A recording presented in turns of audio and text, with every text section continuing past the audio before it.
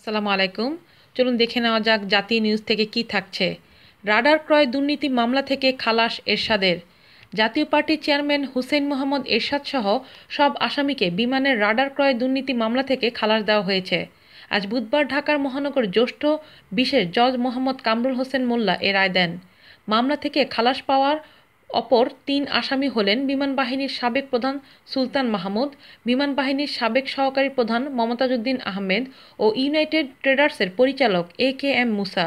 মুসা শুরু থেকেই পলাতক রয়েছেন। বেলা 3:30টার দিকে আদালতে হাজির হন এরশাদ। এই সময় দলের প্রচুর নেতাকর্মী আদালত প্রাঙ্গণে ভিড় করেন। 1992 সালের 4 মে তৎকালীন দুর্নীতি দমন ব্যুরো এ মামলা করে। এতে অভিযোগ করা হয় এরশাদ সহ অপর আসামিরা পরস্পর যোগসাযোগ ক্ষমতায় অপব্যবহার করে আর্থিক সুবিধা নিয়ে থমসন সিএসএফ কোম্পানির রাডার না কিনে বেশি দামে যুক্তরাষ্ট্রের ওয়েস্টিং কোম্পানির রাডার কেনেন। এতে সরকারের 64,42,918 টাকার আর্থিক ক্ষতি হয়। তদন্ত শেষে 1994 সালের 27 অক্টোবর আদালতে এরশাদ সহ 4 জনের বিরুদ্ধে অভিযোগপত্র দেওয়া হয়।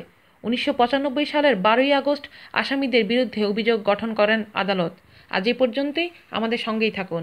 আল্লাহ হাফেজ।